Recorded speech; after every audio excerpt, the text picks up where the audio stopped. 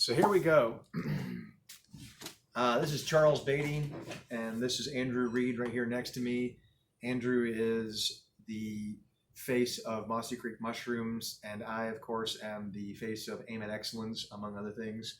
I think he's also does other things too.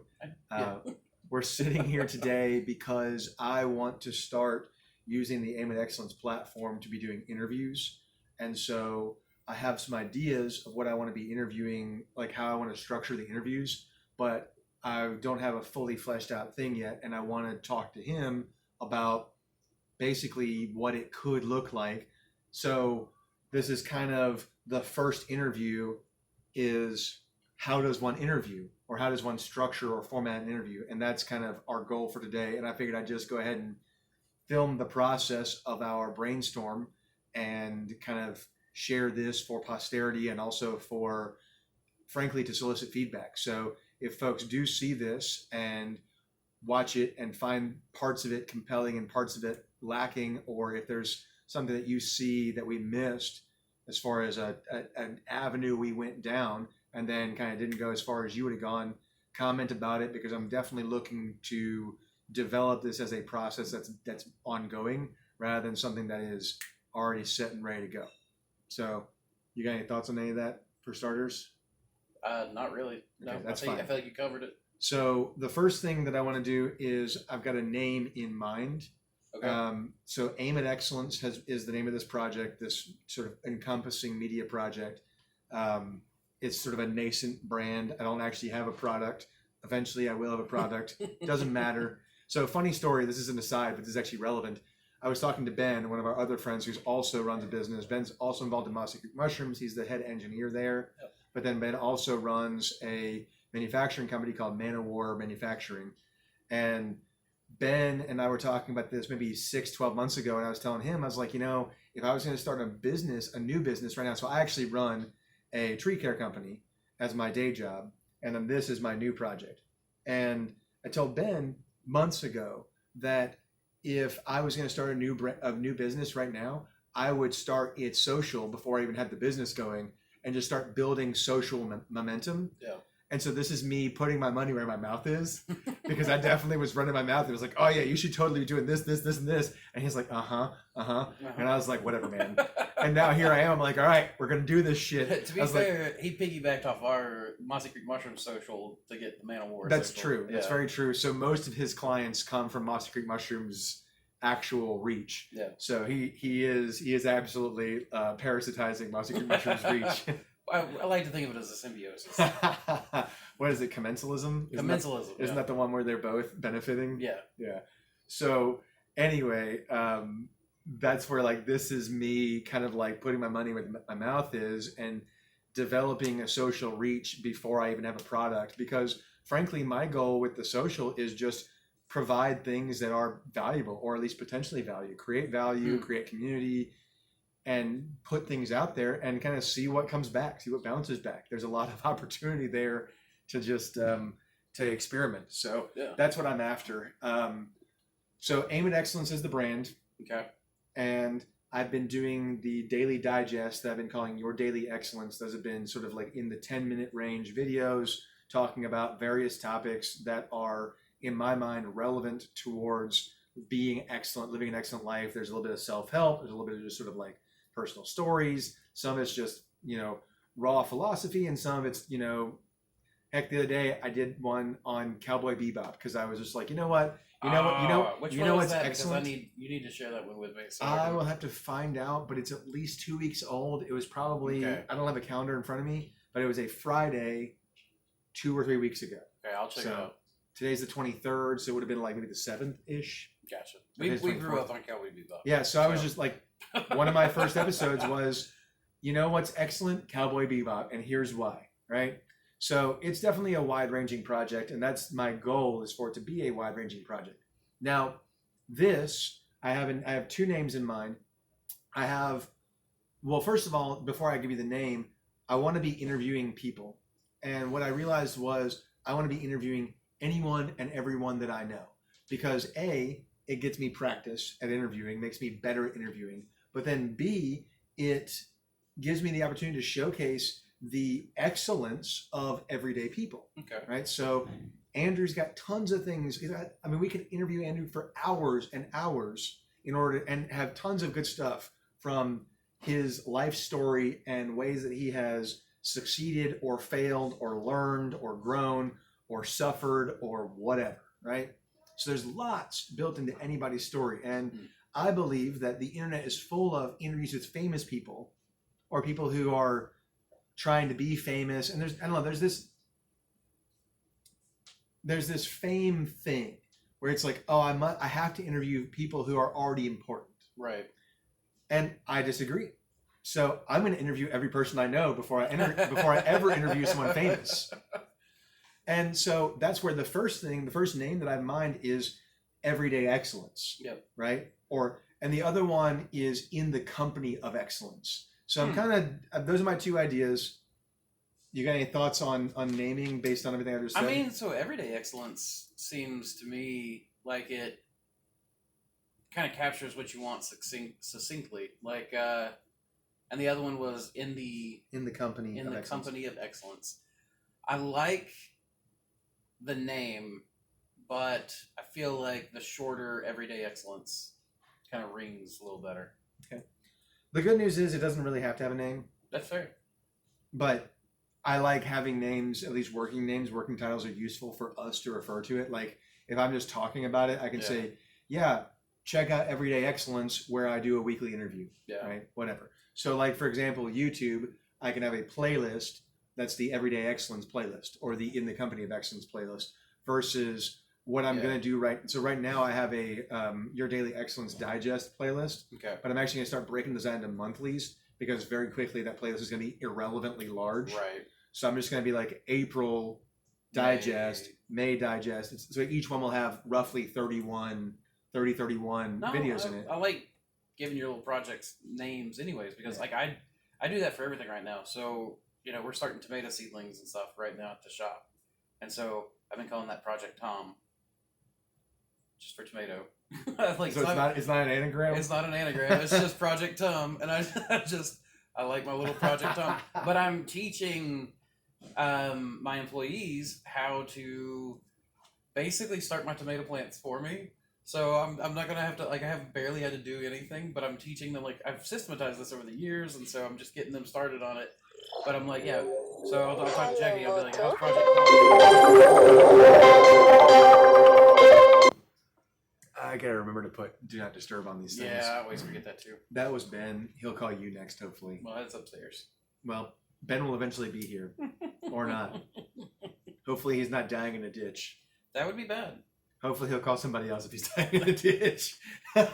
Sorry, Ben, we're busy. Well, I was going to comment before Ben distracted me on how Andrew is very good at not working. I am very good at not working.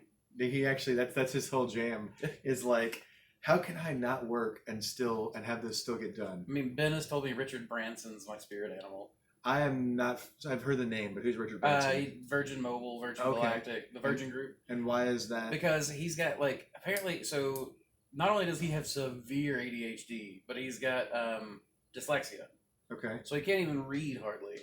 So trying to do all the things that typical CEOs would do are, you know, it's difficult to read everything that he would want to read. No, that's fair.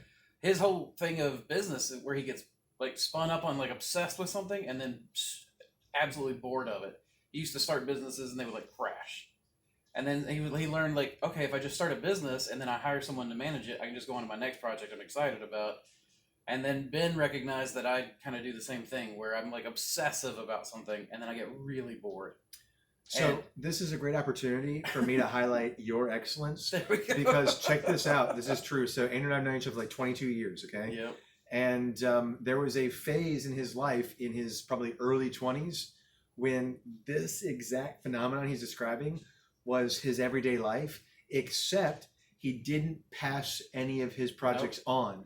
They just he just lived in the detritus of his myriad projects. He would get excited and he would start something and then he would get bored and move on, but he wouldn't clean up the old project. Nope. He wouldn't finish the old project. Nope. It was just there. The And it was infrastructure just would like just lay there decaying. it was like an elephant graveyard of Andrew's projects, and he just lived in it like a goddamn hyena. yeah. That's a And, not my best moment, but this guy, instead of living a life full of self-loathing and shame at being such a just disgusting human being, heartbroken. he instead of doing that took those qualities and refined them, and and I'll take a little credit, and some of our other friends can take some credit. You and Ben and Samantha can take all the credit you want. Punished him for those behaviors until he found ways to take those behaviors and not get rid of them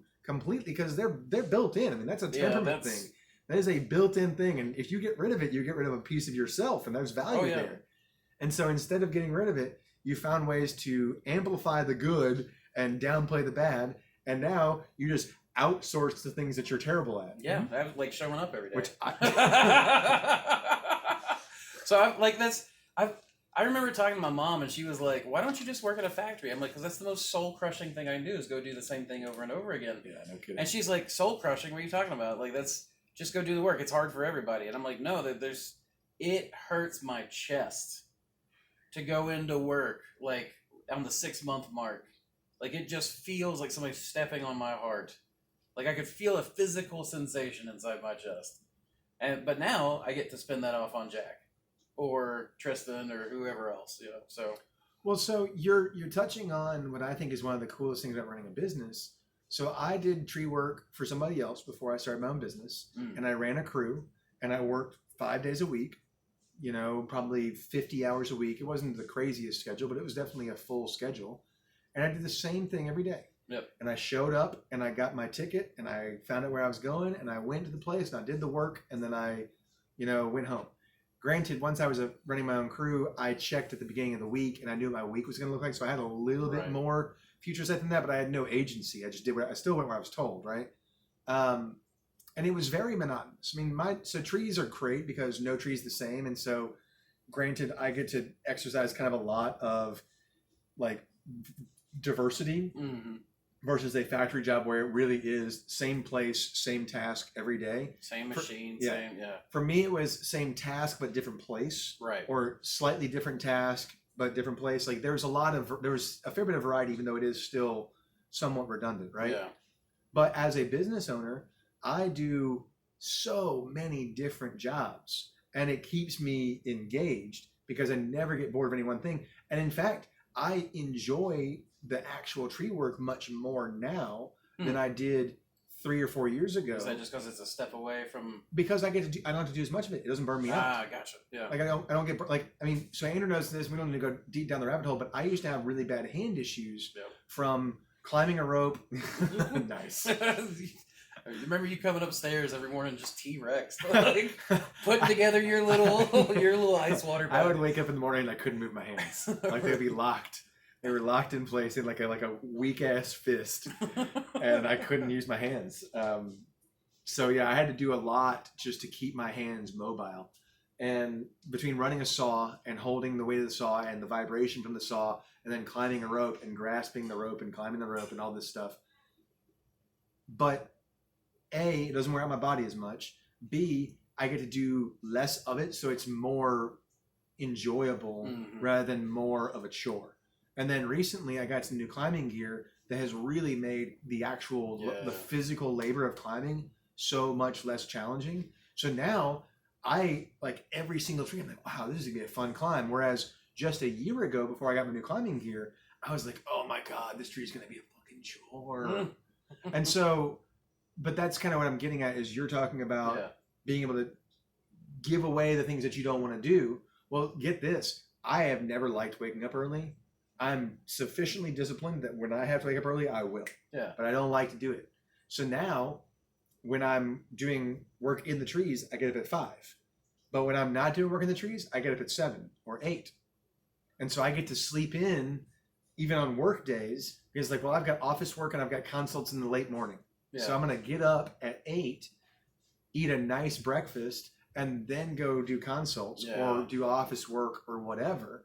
And it's awesome. Like I have this sort of boom bust or it's not even boom bust. It's somewhere like just it's a waveform. It's an undulation, right? Right. Yeah. One day it's high intensity, the next day it's low intensity, the next day or a couple days in a row.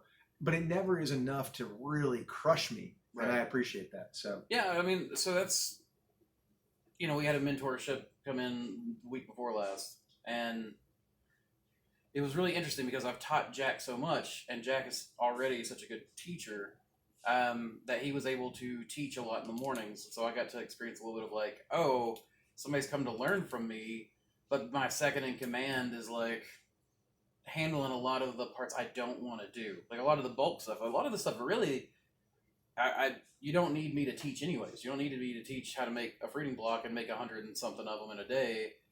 That's something that Jack can teach very easily. Sure. So I just came in and taught the most complicated stuff, like, and then I get to schedule my week around that. Like, when am I, like, you're talking about being able to sleep in, getting to schedule your own stuff. Like, that is the part about the business I like. Even though I work more now than I ever did working at the factory, I get to choose what type of work I'm doing, when I'm doing it, as long as there's not a fire to put out somewhere. yeah, and that's the trick, though. You exchange freedom for increased responsibility. Yep. So when something goes wrong, you're the guy who has to solve the problem, whether you're on the clock or not, because you're always on the clock in emergencies. Yep. You're the guy who's always on call. The good news is if you design your system well, you're not being called in that often. Exactly. But yeah, I mean, absolutely. You're talking about being you're the high skill person, Right. and you have people who have intermediate skill, because your goal is to bring up as many people as you can. Yeah. Right.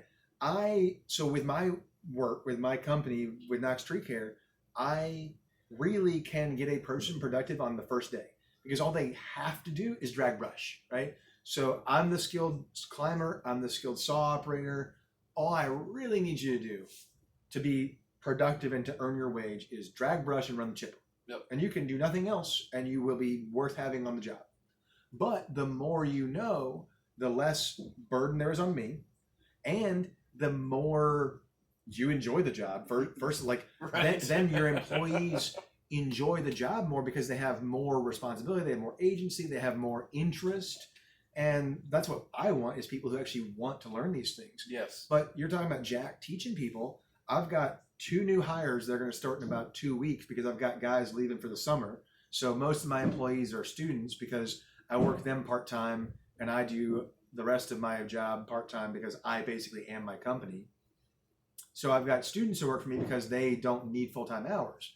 So I've got 2 guys leaving for summer internships, and I hired 2 new people. Well, I'm going to get these new people in before my guys all leave, and I'll have an over full crew for a couple of weeks. But you're siphon off that experience. But I get to use my other guys to train, because I'm still going to be in the tree. Yeah. So if I'm in the tree and Reggie's on the ground, and Reggie can teach the skills, which he can, and Michael as well. So Reggie and Michael both can teach, because they're sufficiently skilled at what they do, that I'm going to have them teach the new people. Yeah. And I'm just going to kind of like listen and interject when necessary if there's confusion or a lack of clarity or whatever, or something that they reach the edge of their skill.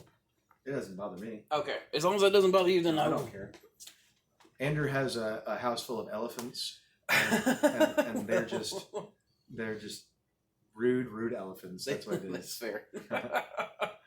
So anyway, let's actually use this minor interruption as an opportunity to bring this back to our original purpose, Okay. which the good news is we've had this very organic give and take in this conversation, right? And that's actually what I would love to see. So I want to make a quick comment about how there are podcasts out there that are interview formats where the podcaster does not converse.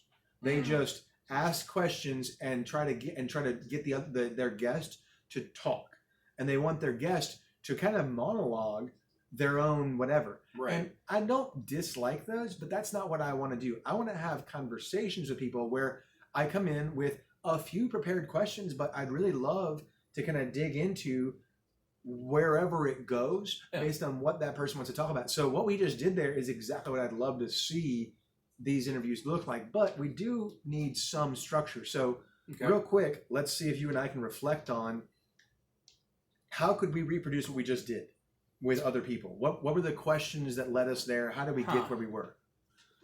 because I know we were talking about the. It's so much easier to do something than to pick it apart. Yeah, I agree. Well, that's the. Let's But that's see. what we're showing here today is Yeah. how do we analyze this in real time. Okay. So I know we were. So my last notes are on the name. I haven't had any other notes since then. Okay. Wow. And this video just hit 20 minutes long. Yeah. So okay. So but I also had like almost a 5-minute intro to get the stage set. So we've been freewheeling for almost 10. Okay. So what got us to where we were? What kind of questions could we have asked? Let's see.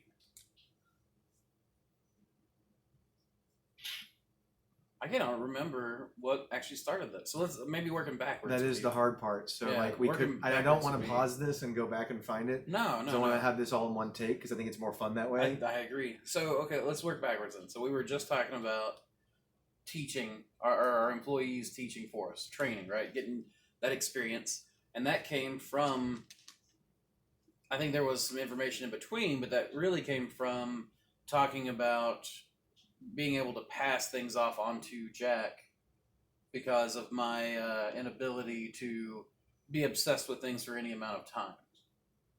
Okay. And then So you had asked we were absolutely talking about your personality. We were talking about your temperament. Yep. Right.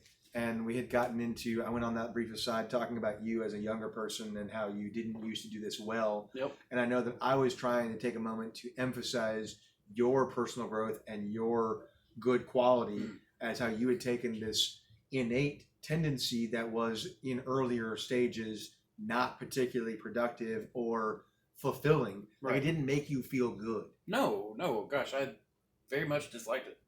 But you took it and you found a way to make it good. Yeah. I actually want to talk about that process, but I don't want to take us off the track of what we're doing right now. So Sure. I'm gonna pause there. So please continue what you're saying. But So that's you're working backwards. So that's what we had gotten there. yeah. Do you remember what we did before that? Well, now I'm trying to remember if the Richard Branson thing came before or after that. But I'm trying to even remember what got me started on that. Like you had said something that made me think of that tendency in myself. So, but I cannot remember what you said now. Well, so let's do this. Let's not worry too much about how we got where we were, Sure. and instead let's talk about what kinds of questions make for, or what kinds of things make for good interview questions. And you and I have been talking about our experiences as leaders, Mm-hmm. as business operators and employers, right? And because we both have that in common, we can definitely kind of have a give and take on that for a really extended period of time, kind of just sharing stories, sharing insights. So perhaps there's a question. So I guess coming back to our name, I do want to draw out the excellence in a person. Yeah. One of the big parts of this whole project, this Aim at Excellence project, is how do you even define excellent?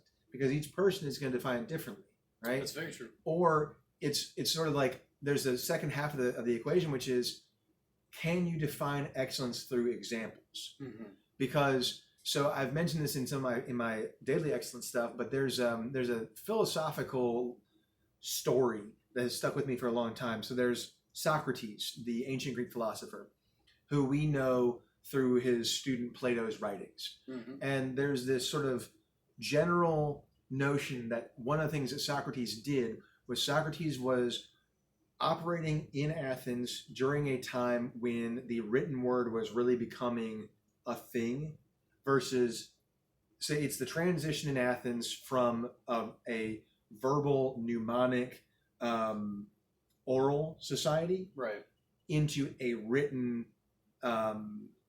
society with, and then Aristotle, the student of Plato, was one of the first formalizers of logic, Mm. etc. Right? So you have this transitional period in Greece that Socrates operates in. And one of the things that Socrates would do is he would go around and he would talk to people who were smart, and he would say to them, define for me this abstract quality. Yeah.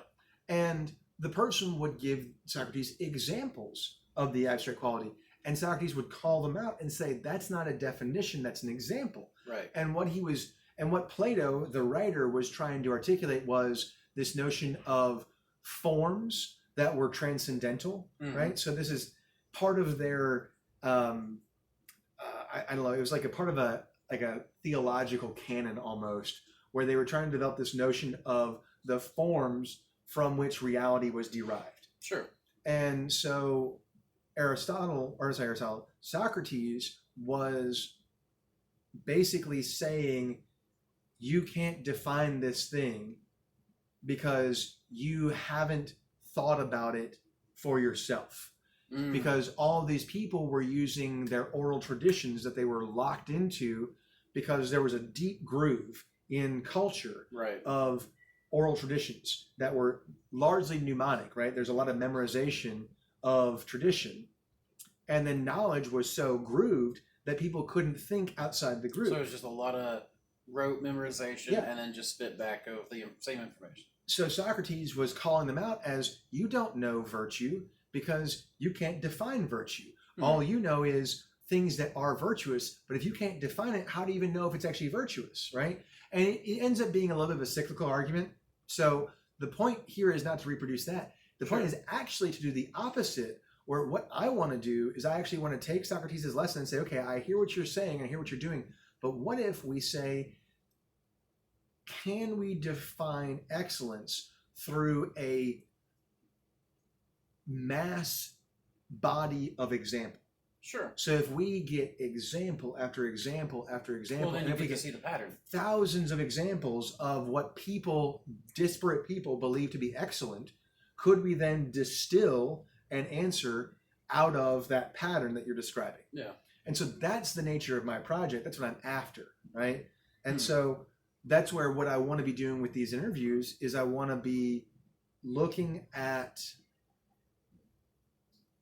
what do you think excellence is? And where have you been excellent in your life? And so all of our questions, or at least the core of our questions, need to revolve around that goal. Okay. That goal of, how have you been excellent? Or even more importantly, how do you personally define excellent? Because you couldn't even tell me when you have been excellent if you can't define what excellence is. That's fair. So one of the simplest questions can be, how would you define excellence? When have you found yourself being excellent? Or even better, because people are reluctant to talk about themselves, That's true. when has someone in your life treated you in a way that you consider to be excellent? Or who do you admire for their excellent qualities? And then we can kind of dig into those qualities. Okay. I like that. Though, thinking about that, I actually wonder, how would you peel back the difference between excellent and just effective? Well, okay, so you are right there defining for me that your vision of excellence includes effectiveness. Yeah. Yeah, because if I'm thinking of like a way that I've been excellent, I feel like the most excellent I have been is in listening to and taking the advice of others. And I think that I can say that I've been pretty excellent at that because I effectively distill the information from other people and put that into practice a lot of the times. Most of the things that I do do not originate from me, so most of what I have done and have done well has just been an amalgamation of other things that I've seen from other people that have been effective. And I'm like, oh, okay, I want to combine that effective thing with these effective things that I do. So I don't actually know how you would separate those two. But it is interesting because you're right, that says more about my definition of excellence than Well, it does. So the answer to your question, as far as I see it, though, is that's my job as the interviewer to pull out that definition. So you Okay. give me, for example, I asked you how you would define excellence, and you said, well, how do I pull apart excellence and effectiveness? And my response was, well, you don't have to, because clearly effectiveness is one of the core components of your vision of excellence. And so now Okay. we can talk about situations that you believe you have been effective or other people have been effective or whatever. And we can use effectiveness as a proxy for excellence and see where that takes us in this conversation. And then after we've developed that, I guarantee you, if I'm doing my job properly, Okay, well, we're gonna lose. I swear, I just cleaned out my phone. This has been good. Thank you for watching. The video is about to end. Goodbye. Sorry. So we do still have that camera going.